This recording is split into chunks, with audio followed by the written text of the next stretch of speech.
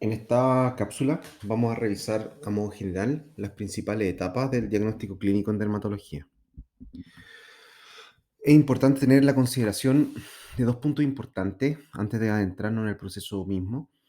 La dermatología, a diferencia de otras especialidades médicas, el diagnóstico en nuestra especialidad radica fundamentalmente en el examen físico. Si bien existen varios elementos de la anamnesis que son muy importantes al momento de afinar nuestro diagnóstico, gran parte del desarrollo de nuestro diagnóstico diferencial, la expansión del diagnóstico diferencial y también después cómo restringimos este diagnóstico, está basado en el examen físico del paciente y en particular en esto nos basamos en lo que se llama los patrones morfológicos. Todo el examen físico en dermatología está basado en la descripción de fenómenos morfológicos de la piel. Entonces, eh, dividimos esquemáticamente el proceso de diagnóstico en dermatología en 5 pasos, que son pasos secuenciales. Sin embargo, y en la medida que vamos acumulando experiencia, existen varios de estos pasos que vamos saltándonos en la medida que vamos aprendiendo más clínica, y muchas veces existen condiciones cutáneas en que existen características tan destacadas del examen físico que permiten hacer el diagnóstico sin realizar la secuencia completa. En etapas de aprendizaje de la dermatología y cuando nos enfrentamos a cuadros clínicos más complejos, es recomendable seguir este esquema que voy a pasar a detallarle a continuación. Entonces, como dijimos anteriormente, el examen físico es fundamental en la especialidad y se basa fundamentalmente en dos habilidades. La primera, que es la observación, y la palpación. Nosotros debemos observar la piel y también debemos tocar las lesiones cutáneas de modo de poder hacernos una idea completa de la morfología de la afección cutánea. El primer paso del proceso diagnóstico consiste en identificar lo que llamamos y conocemos como lesión primaria. La lesión primaria es aquella manifestación en la piel que la enfermedad le hace al cuerpo. Es la manifestación esencial de la patología y que es el primer paso, la identificación de esta lesión primaria. Próximamente en otras cápsulas vamos a ir adentrándonos específicamente en lo que es la lesión primaria y cuáles son las distintas lesiones que existen, pero para efectos de esta cápsula solamente quiero comentarles que este es el primer paso. El segundo paso de del proceso diagnóstico en dermatología consiste en estudiar, analizar y describir si existe la presencia de lo que conocemos como lesiones secundarias. Las lesiones secundarias pueden tener varios orígenes, no todas las enfermedades cutáneas tienen lesiones secundarias. La lesión secundaria puede ser derivada del mismo proceso, ya sea de sanación o de evolución natural de la lesión primaria, pero también puede ser consecuencia de efectos externos, por ejemplo, fenómenos de escoriación o tratamientos que el paciente se pueda autoaplicar antes de la consulta que van a determinar la aparición de lesiones secundarias. Así como existen distintos tipos de lesiones primarias, también existen distintos tipos de lesiones secundarias y subtipos de lesiones secundarias como vamos a analizar en cápsulas subsecuentes. El tercer paso consiste en identificar lo que conocemos como el patrón clínico. El patrón clínico es un grupo de características que comparten, que comparten todas las enfermedades cutáneas, eh, que es la sumatoria de ciertas lesiones primarias y ciertas lesiones secundarias que dan ciertos patrones, que son 5, que permiten de alguna forma agrupar todas las enfermedades que se pueden presentar en la piel. Entonces los patrones clínicos son comunes a todas las enfermedades cutáneas y existen 5 patrones clínicos que nosotros debemos ser capaces de identificar. Y repito que estos patrones clínicos son sumatoria de lesión primaria y de lesión secundaria. Tenemos así el patrón clínico papuloescamoso, el patrón eczematoso, el patrón vesículo-pustular, el patrón clínico dérmico y el patrón cromático. Eso corresponde al paso 3 y el paso 4 es el paso que requiere mayor desarrollo, puesto que consiste en acotar los distintos patrones clínicos y restringir de esta forma el diagnóstico diferencial a algunas posibilidades diagnósticas o idealmente a una posibilidad diagnóstica que pueda ser clasificada de modo etiológico, de modo de poder dar una resolución diagnóstica al cuadro clínico del paciente y establecer un esquema de tratamiento y seguimiento. Cuando nosotros llegamos al paso 3, que es el establecer este patrón clínico, nosotros nos basamos en el paso 4 de la configuración de las lesiones. Esto quiere decir la forma en cómo las lesiones primarias se ordenan entre sí.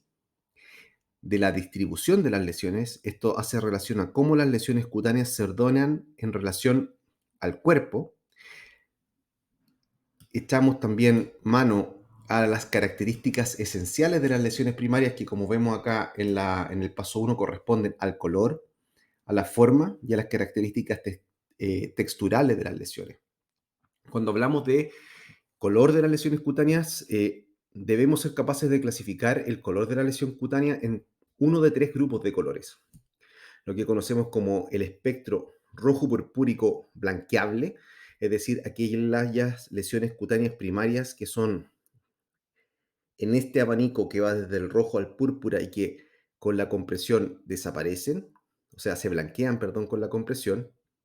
Aquellas lesiones que están en este espectro del rojo al púrpura, pero que no blanquean a la palpación, y todas aquellas otras lesiones primarias que no corresponden al espectro de color rojo purpúrico.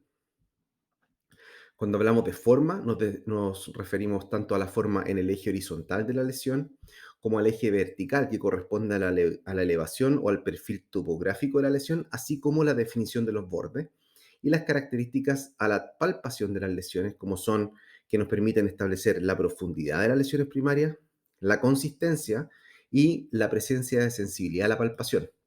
Entonces, en nuestro paso 4, nosotros restringimos las posibilidades diagnósticas de estos patrones clínicos por la configuración, como mencionaba anteriormente, por la distribución de las lesiones, de cómo se distribuyen estas lesiones pertenecientes a este patrón clínico, por el tipo de color, por la forma de la lesión primaria y por las características a la palpación de las mismas. En relación a las características de las lesiones secundarias, que son las que identificamos en el paso 2, vamos a ver cuál es el tipo y cuál es el tipo de lesión secundaria. Adicionalmente, en el paso 4 tomamos datos que provienen del examen físico de lo que llamamos las áreas ocultas, que son el examen físico del cuero cabelludo, de las uñas, de las mucosas y de la palpación de adenopatías, y los datos procedentes de la anamnesis, ¿ya? Sumando las características de configuración, de distribución, las características particulares de la lesión primaria, las características particulares de las lesiones secundarias, si que existen, los resultados de un análisis acucioso del cuero cabelludo, aparte de la piel, del cuero cabelludo, de las uñas, de las mucosas y la palpación de adenopatías, más los datos claves que podemos establecer o recoger desde una anamnesis dirigida, nosotros debiésemos ser capaces, y de hecho lo es, ser capaces de establecer un diagnóstico ya ahora no morfológico, sino que un diagnóstico etiológico de la condición que motiva al paciente a consultar, y de esta forma establecer un diagnóstico o una hipótesis diagnóstica, un protocolo de tratamiento y un esquema de seguimiento de nuestro paciente. Debemos hacer diferencia entonces entre lo que es la clasificación morfológica de las enfermedades cutáneas de lo que es la clasificación etiológica. No hay relación entre ellas, o sea, múltiples etiologías se pueden presentar con el mismo patrón clínico. Y al revés, el mismo patrón clínico puede ser parte o puede contener enfermedades de distintos grupos etiológicos. En dermatología, y para tener una estructura mental, es aconsejable contemplar siempre en la agrupación de los diagnósticos etiológicos cuatro grupos. El primero de ellos es el grupo de patologías infecciosas, que puede ser tactobacteriales, virales, micóticas, protozoarias o bien las infestaciones. Patologías inflamatorias, donde tenemos las enfermedades papuloescamosas, las enfermedades eczematosas, los eritemas, que agrupan las vasculitis, perdón, que agrupan, perdón, los eritemas, la urticaria, las erupciones morbiliformes, los eritemas figurados y los eritemas targetoides, las vasculitis y las enfermedades autoinmunes, tanto del tejido conectivo como las enfermedades bulosas autoinmunes. El tercer grupo etiológico son las neoplasias y paraneoplasias, que pueden ser tanto benignas como malignas. Y el cuarto grupo, que incluye los trastornos del desarrollo y las alteraciones tóxico-metabólicas, que incluye genodermatosis, trastornos del desarrollo, traumatismos metabólicos, traumatismo físico o químico y el grupo amplio de reacciones cutáneas por medicamento. Entonces, en nuestro paso 5 nosotros debemos ser capaces de, gracias al análisis de estos factores que vimos anteriormente, llegar a un diagnóstico etiológico y con eso cerrar el proceso diagnóstico. Ahora, esto es lo que pasa en la mayoría de los escenarios clínicos. Sin embargo, existen ocasiones donde esto no es tan claro y debemos pasar a un paso extra que en la mayoría de los casos corresponde al análisis histopatológico de la lesión. Tanto la dermatología como la dermatopatología, el proceso diagnóstico en ambas especialidades radica también en la descripción morfológica de lesiones. Entonces, así como tenemos los patrones clínicos dermatológicos, también están los patrones histopatológicos. Y el dermatopatólogo, cuando analiza una muestra de piel, habitualmente nos va a informar un diagnóstico que también se basa en un análisis de patrones morfológicos. Y así tenemos, a grosso modo, muy a grosso modo, los patrones neoplásicos, que puede ser tanto benigno como maligno, y de origen tanto epitelial como no epitelial, y están los patrones inflamatorios, que agrupan un grupo variable de patrones morfológicos, dentro de los cuales los más conocidos y más característicos son el patrón espongiótico, el patrón psoriasiforme, el patrón vesículo-pustular, el patrón de dermatitis de interfase, el patrón de inflamación perivascular tanto superficial como superficial y profunda, el patrón vasculítico y vasculopático, el patrón de inflamación dérmica nodular y o difusa, el patrón de inflamación folicular y perifolicular, el patrón de dermatitis fibrosante y esclerosantes y el patrón de paniculitis. Entonces, es importante acá que notemos que los patrones histopatológicos, si bien existe un traslape, como veremos en cápsulas posteriores, que hay patrones clínicos que agrupan ciertos patrones dermatopatológicos, no son sinónimos. Y existen patologías que pueden ser, por ejemplo, pápulo-escamosas, como puede ser un líquen plano, por ejemplo, pero que dermatopatológicamente no corresponde el patrón a un patrón psoriasiforme, como uno pudiese esperar, sino que más bien corresponde a un patrón de interfase. Y así hay muchos ejemplos. Entonces acá el concepto y lo que quiero dejarles claro es que no existe una correlación completa entre los patrones clínicos y histopatológicos, son términos distintos y debemos ser capaces nosotros de correlacionar ambos patrones en un ejercicio que se llama correlación clínico-patológica, que finalmente nos vuelve al paso 5, una vez que recibimos el informe del patólogo y nos lleva a, luego de este proceso de correlación clínico-patológica, establecer un diagnóstico nuevamente etiológico, lo cual nos va a permitir tratar y seguir a nuestro paciente. Algunos puntos adicionales respecto a la anamnesis. La dermatología, a diferencia de otras especialidades médicas, eh, como dije y como he recalcado en esta cápsula, el proceso diagnóstico radica fundamentalmente en el examen físico. La anamnesis es importante, pero existen ciertos puntos eh, que son más importantes que otros en la anamnesis.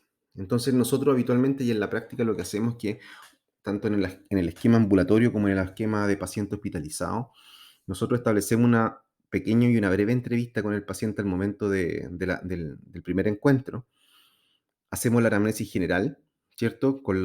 Antes el motivo de consulta, la anamnesis próxima y una anamnesis remota acotada, pero el resto de la anamnesis la vamos dirigiendo y habitualmente la vamos desarrollando durante el examen físico, puesto que es a partir de la observación y la palpación de las lesiones cutáneas donde nacen las preguntas que nosotros debemos hacer al paciente para poder ir acotando y desarrollando nuestro diagnóstico diferencial.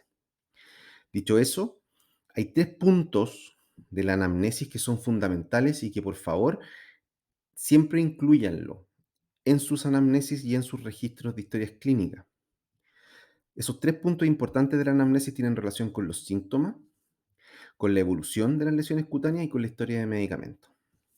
Con respecto a los síntomas, es muy importante establecer la presencia de dolor o picazón en relación a las lesiones cutáneas y asimismo la presencia o ausencia de síntomas extracutáneos asociados al cuadro actual. En la medida que vamos incorporando conocimientos de patología nos damos cuenta, y ustedes, las personas que están aprendiendo dermatología, se van a dar cuenta de que la presencia de picazón y dolor ya hace una demarcación importante y acota los diagnósticos diferenciales en los distintos patrones clínicos. Lo mismo pasa con la presencia o ausencia de síntomas sistémicos o síntomas extracutáneos. En cuanto a la evolución, es muy importante establecer una evolución tanto temporal como espacial de las lesiones de nuestro paciente. Es muy importante establecer el momento de inicio de las manifestaciones en relación al momento de la consulta, establecer cómo en este intervalo de tiempo, desde que las lesiones cutáneas se presentaron por primera vez hasta el momento de la consulta del paciente, si es que ha habido una evolución que permita describir esta enfermedad como una enfermedad crónica, como una enfermedad intermitente, si es que existen intermitencias, si estas intermitencias el paciente las asocia a algún factor, como puede ser cambio de temperatura, cambio de clima, eventos psicoemocionales, consumo de medicamentos, exposición solar, entre otros. Eso respecto a la evolución temporal. Y en relación a la evolución espacial, es importante establecer si las lesiones cutáneas son persistentes en un segmento corporal o si estas lesiones han ido apareciendo de modo sumativo o de modo migratorio en distintas zonas del cuerpo. Vamos a ir aprendiendo en siguientes cápsulas que existen muchas enfermedades cutáneas que parten en una región, por ejemplo, parten en las regiones que llamamos sacrales, como puede ser manos, pies, nariz, oreja, cuero cabelludo, y luego se diseminan de forma sumatoria hacia el tronco, o puede ser al revés. Y existen, y es muy conocido, ciertas patologías que migran o que se van sumando de esta forma y permite restringir también nuestro diagnóstico diferencial. Y por último, respecto a la anamnesis, yo diría que el punto más importante en dermatología es establecer y hacer una buena historia de medicamentos. Casi todas las enfermedades cutáneas, o una gran parte de las enfermedades cutáneas, pueden ser agravadas o gatilladas por medicamentos. Entonces es muy importante establecer todos los medicamentos que el paciente consume, ya sea de forma indicada o de forma automedicada, y establecer si existe alguna relación temporal entre el uso de estos medicamentos y las manifestaciones cutáneas por las cuales el paciente consulta. Y lo segundo, que es también muy importante, es establecer los medicamentos que el paciente ha iniciado como tratamiento por cuenta propia o porque se lo haya indicado otro profesional para poder aliviar los síntomas que lo llevan a consultar. Esto es de la mayor importancia y atención con esto, porque nosotros como dermatólogos hemos dicho que nos basamos en el análisis morfológico para establecer diagnóstico.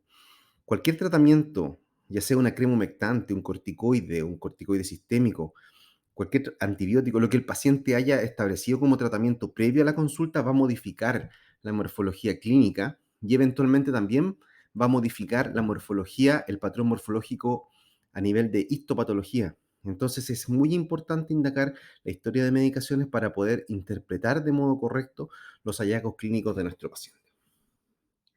Entonces, a modo de resumen, el diagnóstico dermatológico se basa en gran parte en el análisis morfológico, que debe ser un análisis ordenado y secuencial, donde en un primer paso describimos la lesión primaria, luego describimos si existe o no existe lesión secundaria y de existir cuáles son los tipos y subtipos, esto lo vamos a analizar más adelante. La sumatoria de lesión primaria más lesiones secundarias nos va a dar un patrón clínico que es uno de los 5 patrones clínicos que existen. Y este patrón clínico, que agrupa un número muy grande de patologías. Cada patrón clínico tiene un grupo de patologías muy grande dentro de cada uno de ellos. Nosotros debemos ser capaces de restringirlo utilizando las herramientas del análisis de la configuración, de la distribución de las lesiones, de las características de las lesiones primarias, que son el color, la forma y las características a la palpación. De las lesiones secundarias buscamos restringir nuestro diagnóstico diferencial utilizando el tipo de lesión secundaria y el subtipo de lesión secundaria, si es que ésta existe. Tratamos de sacar datos del análisis de las zonas ocultas, que son el cuero cabelludo, las uñas, las mucosas y la palpación de adenopatía. Y finalmente, restringimos nuestros diagnósticos diferenciales, las posibles patologías que pueden presentarse con un mismo patrón clínico, analizando los datos extraídos de una anamnesis dirigida, donde nunca debe faltar la historia de los síntomas, la historia de la evolución de las lesiones cutáneas y la historia de uso de medicamentos. En este paso 4, utilizando todas estas herramientas, podemos restringir las posibilidades diagnósticas que surgen del análisis de patrones clínicos y vamos a llegar a un diagnóstico etiológico y en caso de no poder llegar, acudimos al laboratorio.